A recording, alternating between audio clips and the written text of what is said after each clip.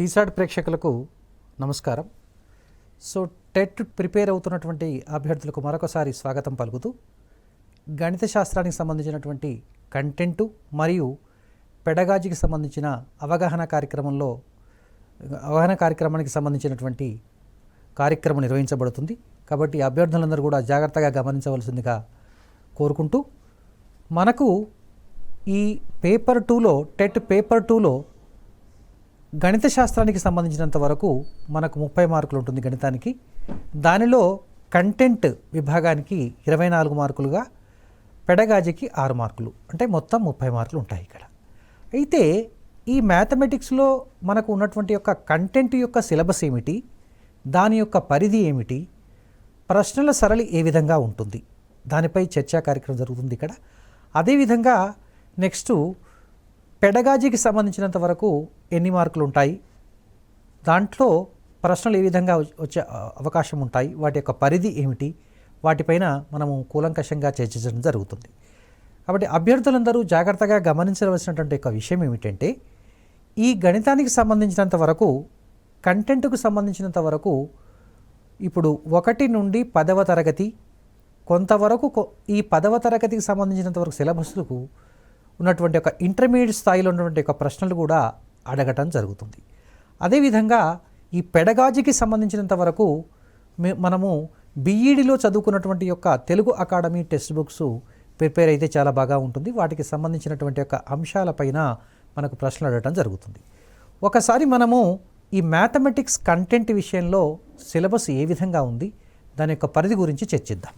ఇప్పుడు మొట్టమొదటగా కంటెంట్లో మనకు నెంబర్ సిస్టమ్, అంటే దీని సంఖ్యా వ్యవస్థ అంటారు. ఈ సంఖ్యా వ్యవస్థలో ప్రైమ్ అండ్ కాంపోజిట్ నెంబర్స్, తర్వాత టెస్ట్ ఆఫ్ డివిజిబిలిటీ, అంటే ఈ 2 చాప్టర్స్ కూడా ప్లేయింగ్ విత్ నెంబర్స్ అని మనకు ఎస్సీఆర్టీ 8వ తరగతి యొక్క టెక్స్ట్ బుక్లో చాలా క్లియర్గా ఉన్నది. కాబట్టి మీరు టెస్ట్ ఆఫ్ డివిజిబిలిటీ అంటే 2 కానీ 3 కానీ 4 కానీ 5 కానీ ఈవెన్ 7 కానీ 11 డివిజిబిలిటీ టెస్ట్లు కూడా చాలా చక్కగా అక్కడ లెసన్స్ మనకు ఉన్నాయి. కాబట్టి వాటిని ఒకసారి మీరు ఎస్సీఆర్టీ టెక్స్ట్ బుక్ను చూడండి. Prime and also composite numbers, ఇవి 10వ తరగతి టెక్స్ట్ బుక్లో ఉన్నాయి. కాబట్టి ప్రైమ్స్, కాంపోజిట్ నెంబర్స్ సంబంధించినటువంటి ఒక కాన్సెప్ట్ పైన, హోల్ నెంబర్సు, ఇంటిజర్సు, ఫ్రాక్షన్సు, డెసిమల్ ఫ్రాక్షన్సు, ఎల్సిఎం, అదేవిధంగా SCF, GCD, rational numbers and irrational numbers. So వీటికి సంబంధించినంత వరకు 8వ తరగతి, 9వ తరగతి, 10వ తరగతి పాఠ్య పుస్తకాలను జాగ్రత్తగా మీరు అధ్యయనం చేయాలి. ఇప్పుడు మనకు 9వ తరగతిలో ఇర్రేషనల్ నెంబర్స్ గురించి చాలా స్పష్టంగా ఉన్నవి. దానిలో అదేవిధంగా మీకు సర్డ్స్ కూడా ఉంటాయి. కాబట్టి సర్డ్స్ చాప్టర్ కూడా చూసుకోవాలి. What is meant by a surd? So surd యొక్క వర్గమూలం కనుక్కోవడం కానీ, రేషనలైజింగ్ చేయడం కానీ, సో వాటికి సంబంధించినటువంటి సిలబస్లో పొందుపరచినప్పటికీ కూడా దానికి సంబంధించినటువంటి ఒక ప్రశ్నలు అడగడానికి అవకాశం ఉంటుంది. అదేవిధంగా ప్రాపర్టీస్ ఆఫ్ ద నెంబర్స్, అంటే ప్రాపర్టీస్ ఆఫ్ హోల్ నెంబర్స్ కానీ, నేచురల్ నెంబర్స్ కానీ, రియల్ నెంబర్స్ కానీ, వాటికి సంబంధించినవి కూడా అధ్యయనం చేయాలి. Laws of exponents, laws of exponents మనకు 8th క్లాస్లో చాలా స్పష్టంగా ఉంది. కాబట్టి ఆ అధ్యాయాన్ని చూడాలి. అదేవిధంగా squares, square roots, cubes, cube roots, finding missing number represented as alphabets in sums involving ray of 4 operations. This is very important అండి, జాగ్రత్తగా గమనించండి ఒకసారి. ఇది కన్ఫ్యూజ్ కావాల్సిన అవసరం లేదండి. ఫైండింగ్, సో ఫర్ ఎగ్జాంపుల్ ఇప్పుడు మనము ఈ finding missing numbers represented as alphabets in sums involving అరే ఆఫ్ 4 ఆపరేషన్స్ అంటే మనకి ఇప్పుడు ఫర్ ఎగ్జాంపుల్ ఇవి మీరు ప్లేయింగ్ విత్ నెంబర్స్ 8th క్లాస్లో ఉన్న సిలబస్ అండి, దానికి సంబంధించి చూసుకోండి. అదేవిధంగా patterns are very very important, number patterns. అదేవిధంగా number puzzles, Euclid division lemma. Euclid division lemma ఇది మనకు 10వ తరగతిలో ఉంది, ఇది రియల్ నెంబర్ చాప్టర్లో.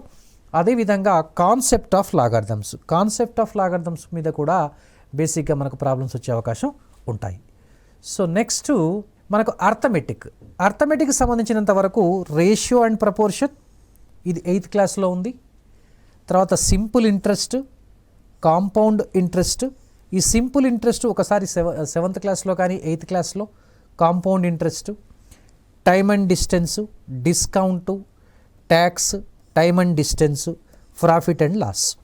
సో దాదాపు ఇది యాక్చువల్గా పేపర్ 1లో సిలబస్, పేపర్ 1లో కూడా ఇదే సిలబస్ ఉంది. సో కానీ పేపర్ 1 యొక్క పరిధి 8వ తరగతి వరకు మాత్రమే, కానీ పేపర్ 2 యొక్క పరిధి మాత్రం మనకి ఇప్పుడు 10th క్లాస్ వరకు ఉంటుంది. కొన్ని అధ్యాయాలు మాత్రము ఇంటర్మీడియట్ స్థాయి వరకు కూడా ఇచ్చే అవకాశం ఉంటాయి. సో నెక్స్ట్ ఇప్పుడు మనము చూసినట్లయితే ఇప్పుడు 10వ తరగతిలో మనము అధ్యయనం చేసేటటువంటి యొక్క సెట్స్ చాప్టర్. సో ఈ సెట్స్ అనేది పేపర్ 2లో మాత్రమే ఉన్నది. ఈ సెట్స్లో ఫస్ట్ మొట్టమొదట what is meant by the set అంటే కాన్సెప్ట్ ఆఫ్ ఎ సెట్, తర్వాత set language. So set language అంటే ఇక్కడ మీరు గమనించవలసింది ఏంటంటే ఈ సెట్స్లో ఇప్పుడు మనము roster form, set builder form. So ఇవి మీరు అధ్యయనం చేయాలి. It's very important. Roster form నుంచి సెట్ బిల్డర్ ఫామ్కు మనం కన్వర్ట్ చేయటము, సెట్ బిల్డర్ ఫామ్ నుంచి రోస్టర్ ఫామ్కు చేయటం. అదేవిధంగా టైప్స్ ఆఫ్ సెట్స్ అంటే చూడండి, ఎంటీ సెట్ అంటే ఏంటి, what is meant by the empty set. జనరల్గా empty set is divided by the symbol phi. So finite set అంటే ఏంటి, ఇన్ఫైనైట్ సెట్, వీటి ఎగ్జాంపుల్స్ కూడా ఇవ్వగలగాలి. సో తర్వాత subset, equality of the sets అంటే when do we say that the 2 sets are equal. So ఇక్కడ మనకు రెండు మళ్ళీ కేసు వస్తాయండి, equivalent and equality of the sets అంటే సమితుల సమానత్వము, సమితుల తుల్య సమితులు, వీటికి తేడా తెలుసుకోవాలి. కార్డినల్ నెంబర్ ఆఫ్ సెట్, తర్వాత సెట్ ఆపరేషన్స్ అంటే ఇక్కడ union, intersection and also difference. అంటే జనరల్గా మనం A union B, A intersection B, అదేవిధంగా A minus B, so B minus A. Representation of the sets, Venn diagrams and their properties. So this is very very important. Sets చాలా easy and scoring chapter అండి. So కాకపోతే ఏంటంటే sets కొద్దిగా మనకు intermediate కూడా link ఉంటుంది కాబట్టి వాటికి సంబంధించినటువంటి కూడా మనం స్టడీ చేయాలి. సాధారణంగా మనకు ఈ n of A union B is equal to n of A plus n of B minus n of A intersection B. So ఈ ఫార్ములాకు సంబంధించినటువంటి యొక్క సమస్యలు రావడానికి కూడా అవకాశం ఉంటుంది. అదేవిధంగా డిస్జాయింట్ సెట్స్ కూడా స్టడీ చేయాలి. డిస్జాయింట్ సెట్స్ అంటే A intersection B is equal to phi అంటే వాటికి ఉమ్మడి మూలకాలు ఉండవు. సో వాటిని డిస్జాయింట్ సెట్స్ అంటారు. ఇది సెట్స్కి సంబంధించినంత వరకు. సో నెక్స్ట్ మనం ఇప్పుడు ఆల్జీబ్రా విషయానికి వచ్చినప్పుడు చూడండి, ఆల్జీబ్రాలో మనకు ఇంట్రడక్షన్ ఆఫ్ ఆల్జీబ్రా, బేసిక్గా ఇంట్రడక్షన్ ఆఫ్ ఆల్జీబ్రా అంటే most of introduction of algebra అంటే దీంట్లో మనకు ఆల్జీబ్రిక్ ఎక్స్ప్రెషన్స్ వస్తాయండి, ఆల్జీబ్రిక్ ఎక్స్ప్రెషన్స్. సో తర్వాత చూడండి ఎక్స్ప్రెషన్స్, ఎక్స్పోనెంట్స్ అండ్ పవర్స్, ఇది 8th క్లాస్లో ఉంటుంది, సిలబస్ 8th క్లాస్లో ఉంటుంది. Next factorization of special products and expansions, తర్వాత linear equations and their graphs. ఈ linear equations and their graphs అంటే 9th క్లాస్లో లీనియర్ ఈక్వేషన్స్ అండ్ గ్రాఫ్స్ ఉన్నాయండి, అదేవిధంగా 10th క్లాస్లో కూడా ఉన్నాయి. కాబట్టి లీనియర్ ఈక్వేషన్స్ మీద మీరు అక్కడ నేచర్ ఆఫ్ సొల్యూషన్స్ ఎలా ఉంటాయనేది డిస్కస్ చేయాలి.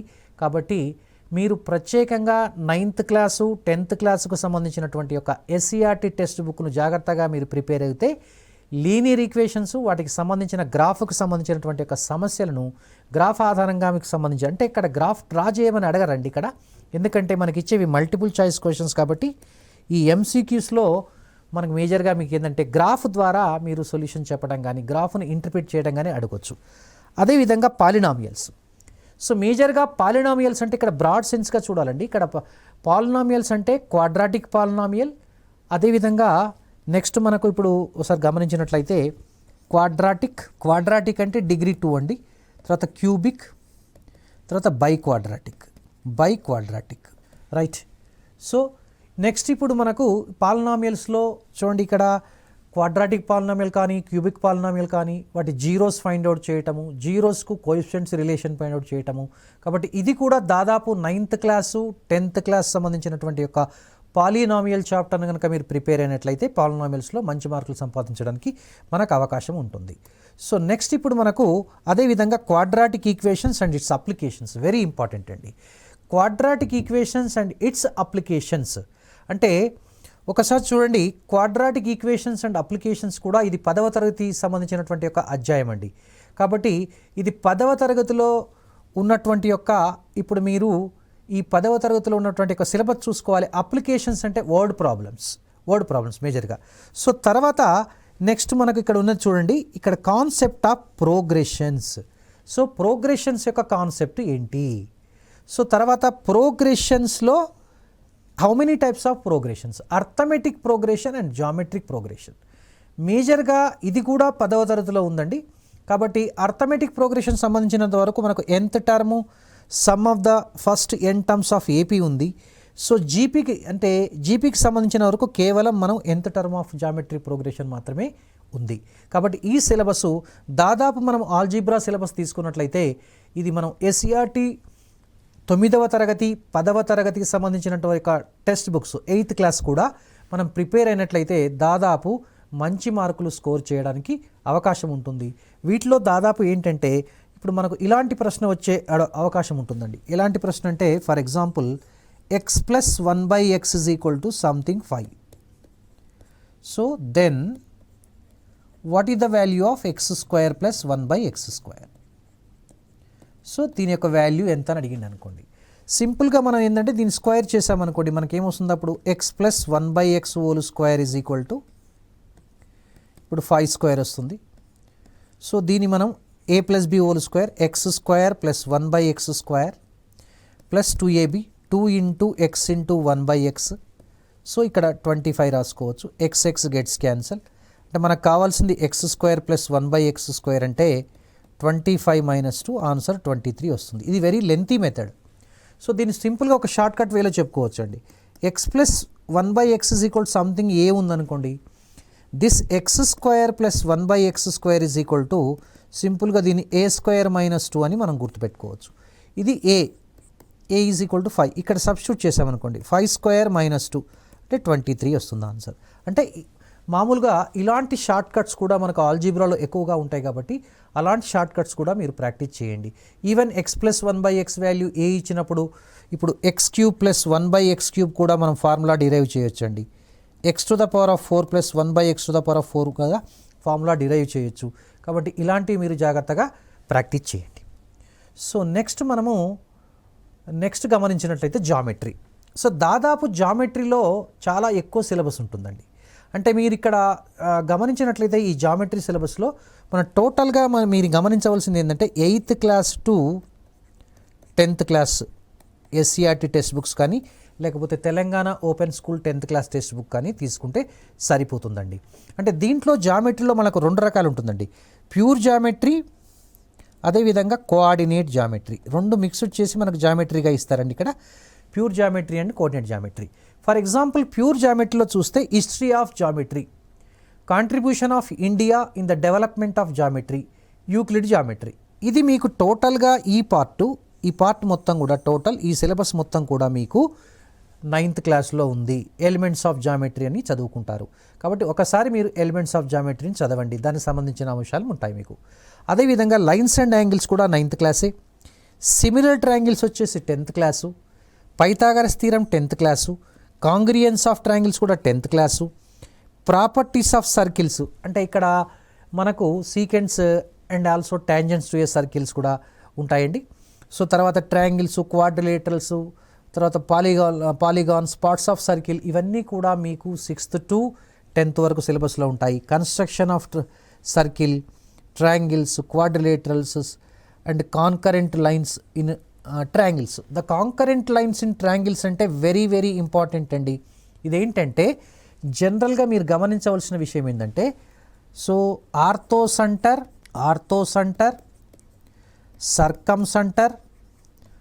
సర్కంసెంటర్, సెంట్రాయిడ్, తర్వాత ఇన్సెంటర్, ఎక్స్ సెంటర్. సో వీటికి సంబంధించినవి కూడా మీరు స్టడీ చేయాలి. సో ఇవి యాక్చువల్గా మనకు ఇవి concurrent lines in the triangles అంటే చూడండి. ఫర్ ఎగ్జాంపుల్ ఇప్పుడు ఆర్థోసెంటర్ ఉందనుకోండి. What you mean by the orthocentre అంటే the point of concurrence of altitudes of a triangle. So what is meant by the centroid, the point of concurrence of the medians, ఇలా ఉంటాయి. కాబట్టి వాటిని మీరు study చేయండి. అదేవిధంగా next coordinate geometry విషయానికి వచ్చినప్పుడు కోఆర్డినేట్స్ ఆఫ్ ఎ పాయింట్ అంటే ఏ కోఆర్డినేట్లో ఉంటాయి, ఎక్స్ యాక్సిస్ మీద ఉంటే ఎలా ఉంటాయి, వై యాక్సిస్ మీద ఉంటే ఎలా ఉంటాయి, ఇవి 9th క్లాస్లో ఉందండి. The introduction of the coordinate geometry మీకు బ్యూటిఫుల్గా జాగ్రత్తగా మీకు వచ్చేది తెలంగాణ ఓపెన్ స్కూల్ బుక్లో ఉంది. అదేవిధంగా ఎస్సీఆర్టీ 9th క్లాస్ టెక్స్ట్ బుక్లో కూడా ఉంది. ప్లాటింగ్ ఆఫ్ పాయింట్స్ కూడా 9th క్లాస్లోనే ఉంటుంది మీకు. అదేవిధంగా representing linear equations in 2 variables in the form of this one, ax + by + c = 0. So తర్వాత లీనియర్ ఈక్వేషన్స్ ఇన్ 2 వేరియబుల్స్, ఇది మనకు 10th క్లాస్లో ఉంటుంది. Slope of a line, distance between 2 points in a plane, section formula, తర్వాత area of triangle, collinearity of the points coordinate plane, centroid of the triangle and symmetry. ఈ symmetry అనేది మీరు 8th క్లాస్లో చూసుకోవాలి. సో ముఖ్యంగా మీరు గమనించవలసినటువంటి విషయం ఏంటంటే కోఆర్డినేట్ జామెట్రీకి సంబంధించినంత వరకు మనము గత ప్రశ్నాపత్రాలు కనుక ఒకసారి పరిశీలించినట్లయితే అది 10th క్లాస్ కాకుండా 10th క్లాస్ కంటే ఎక్కువ పరిధి ఇంటర్మీడియట్ స్థాయి వరకు కూడా విస్తరించి ఉందండి. కాబట్టి ఎప్పుడైనా మీరు కోఆర్డినేట్ జామెట్రీ కనుక ప్రాక్టీస్ చేస్తున్నట్లయితే మీరు ఇంటర్మీడియట్కి సంబంధించినటువంటి యొక్క 2D జామెట్రీ కూడా స్టడీ చేయండి. 2D జామెట్రీ ఇంటర్మీడియట్ తెలుగు అకాడమీలో ఉన్నటువంటి యొక్క 2D జామెట్రీ అంటే స్ట్రైట్ లైన్స్ కూడా మీరు స్టడీ చేయండి. వాటికి సంబంధించి స్టడీ చేస్తే మీకు ఈ ప్రశ్నలు మిస్ అయ్యే అవకాశం ఉండదు. తప్పనిసరిగా మీరు జామెట్రీకి సంబంధించినటువంటి యొక్క కోఆర్డినేట్ జామెట్రీ సంబంధించిన సమస్యలు చాలా సులభంగా మీరు చేయగలుగుతారు. నెక్స్ట్ అదేవిధంగా ఇప్పుడు మనం మెన్సురేషన్ చాప్టర్కి వచ్చామనుకోండి. Mensuration is very important. So ఈ mensuration as far as mensuration is concerned once again మీరు 8th class 9th class 10th class మీద బాగా కాన్సన్ట్రేషన్ చేయాలండి. ఇప్పుడు చూడండి, perimeter and area of square and rectangle, ఇది యాక్చువల్గా 7th క్లాస్లో ఉంటుంది మన కాన్సెప్ట్. అదేవిధంగా area of the triangle, circle, ring and quadrilaterals అంటే trapezium, area of the trapezium కావచ్చు. Surface area and volume of a cuboid, lateral and total surface area, volume of a cylinder, cone, sphere, hemisphere. So conversion of one solid into another shape, surface area and volume of combination of solids. అంటే టోటల్గా మీరు గమనించవలసిన విషయం ఏంటంటే 8th class దగ్గర నుంచి 8th class to 10th క్లాస్కు సంబంధించినటువంటి ఈ మెన్సురేషన్ చాప్టర్లో ఉన్నటువంటి ప్రతి సమస్యను అంటే మేజర్గా మనము ఎస్సీఆర్టీ టెక్స్ట్ బుక్లో చూసినట్లయితే మనకు ఈ యాక్టివిటీస్ కనపడతాయండి. Do this, try this, think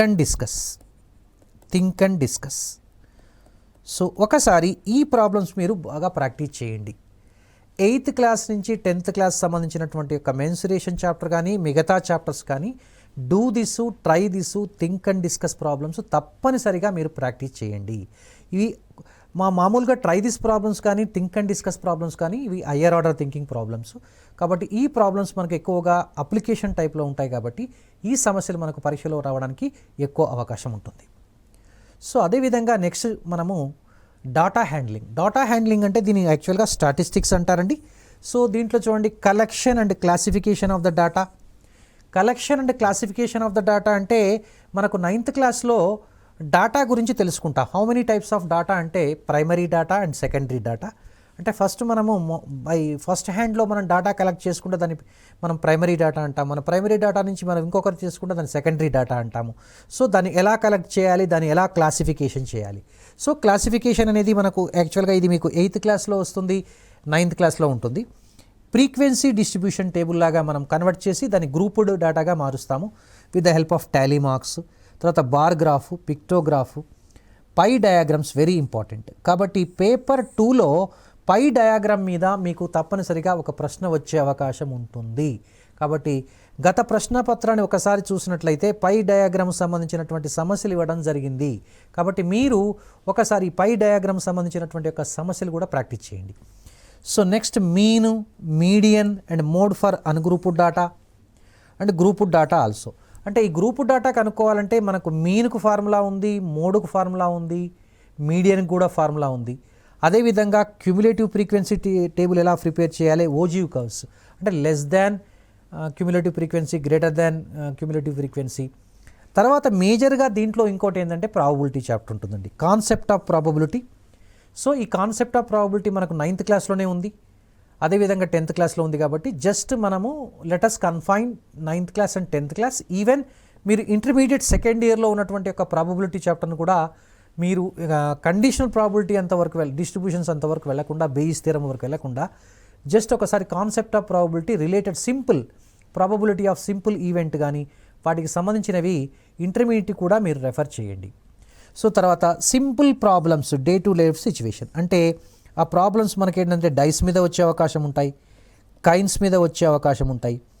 so తర్వాత ప్యాక్ ఆఫ్ కార్డ్స్ మీద వచ్చే అవకాశం ఉంటాయి, బాల్స్ మీద వచ్చే అవకాశం ఉంటాయి, అదేవిధంగా నెంబర్డ్ కార్డ్స్ మీద వచ్చే అవకాశం ఉంటాయి, అదే leap year, non leap year కూడా వచ్చే అవకాశం ఉంటాయి.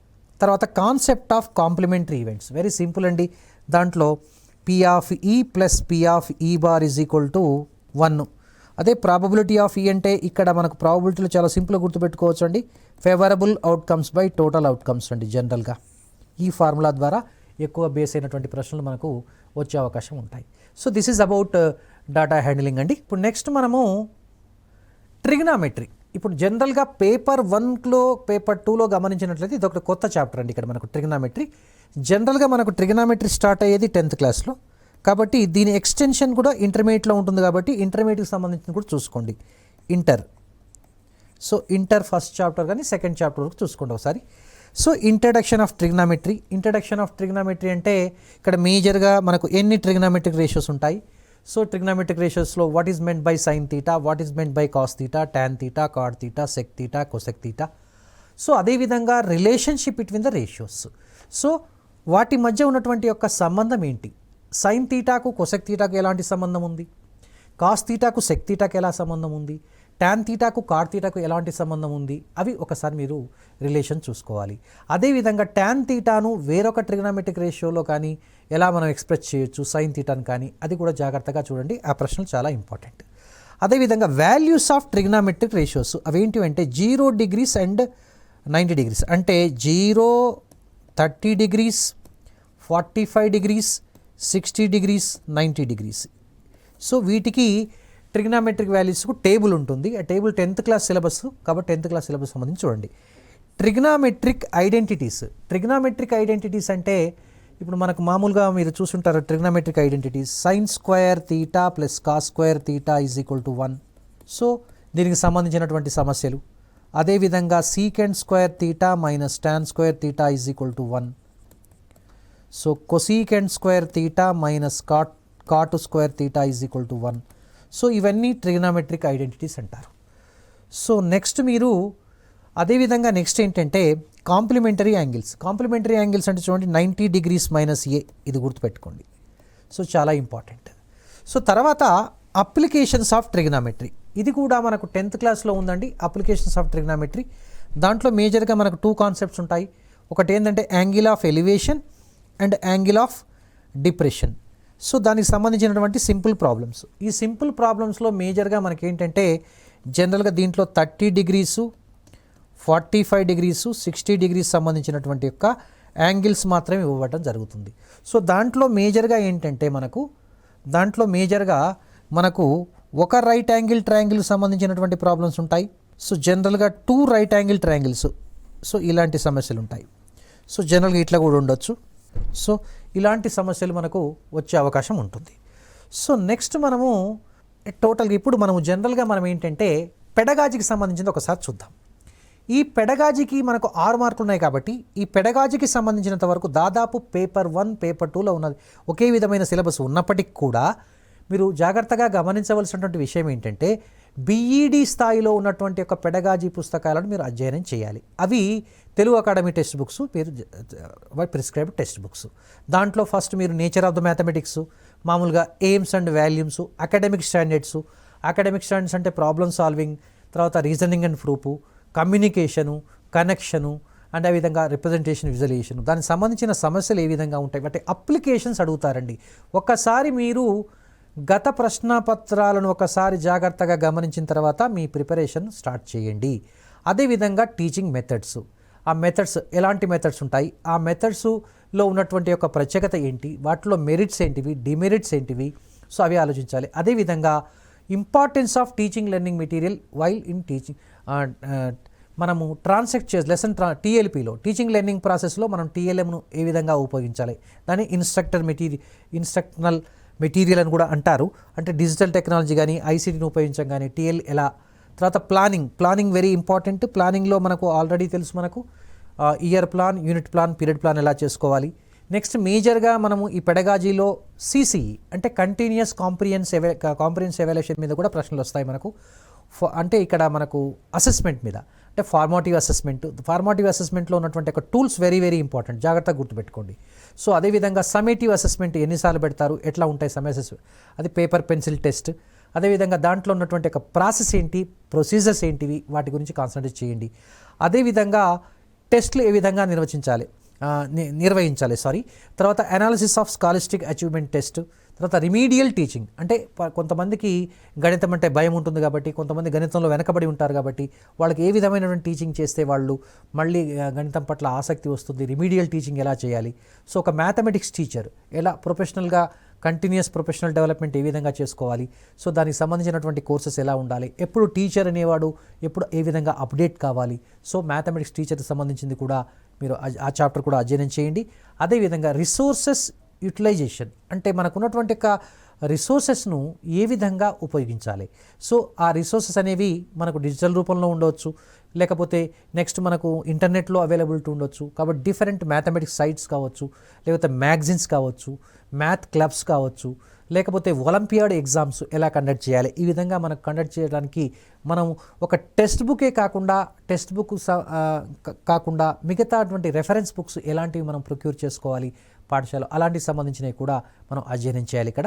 అదేవిధంగా టెక్స్ట్ బుక్ యొక్క నిర్మాణము ఏ విధంగా తయారు చేయబడుతుంది, దానికి సంబంధించిన ఒక కరిక్యులం ఏ విధంగా ఉంటుంది, కరిక్యులం ఏ విధంగా డిజైన్ చేయబడ్డది, ఆ టెక్స్ట్ బుక్ యొక్క ఫిలాసఫీ ఏంటి, బిహైండ్ ద ఫిలాసఫీ, ఆ టెక్స్ట్ బుక్ గురించి కూడా అధ్యయనం చేయాలంటే మీరు 6వ తరగతి నుంచి 10వ తరగతికి పుస్తకంలో ముందు మాట చదివితే మీకు తప్పనిసరిగా దీని నుంచి 1 లేదా 2 మార్కులు వచ్చే అవకాశం ఉంటుంది. ఇది పెడగాజీకి సంబంధించినంత వరకు. కాబట్టి అభ్యర్థులందరూ గమనించవలసిన విషయం ఏంటంటే, ఈ టెట్ పేపర్ 2లో మీకు 30కి 30 మార్కులు సాధించాలంటే, 24 కంటెంటు 6 పెడగాజీ చేయాలంటే మీరు కంటెంట్ విషయానికి వచ్చినప్పుడు ఎస్సీఆర్టీ పుస్తకాలను చాలా కూలంకషంగా అధ్యయనం చేయాలి. అదేవిధంగా ఇప్పుడు మామూలుగా తెలంగాణ ఓపెన్ స్కూల్ 10వ తరగతి పుస్తకాన్ని కూడా మీరు చేసినట్లయితే కంటెంట్ మీద మంచిగా వస్తుంది. Intermediate Telugu academy text books కూడా వీటికి సంబంధించినటువంటి అంశాలు కేవలం ఈ 10వ తరగతిలో ఉన్నటువంటి అధ్యాయాలకు సంబంధించినటువంటి ఎక్స్టెన్షన్ మాత్రమే చదువుకోవాలి. అదేవిధంగా పెడగాజీకి సంబంధించినంత వరకు ఈ బీఈడీ పుస్తకాలను ఇంకా అధ్యయనం చేసినట్లయితే మీ అందరికీ కూడా మంచి మార్కులు వస్తాయి. తప్పనిసరిగా మంచి మార్కులు పొందాలని కోరుకుంటూ ముగిస్తున్నాను.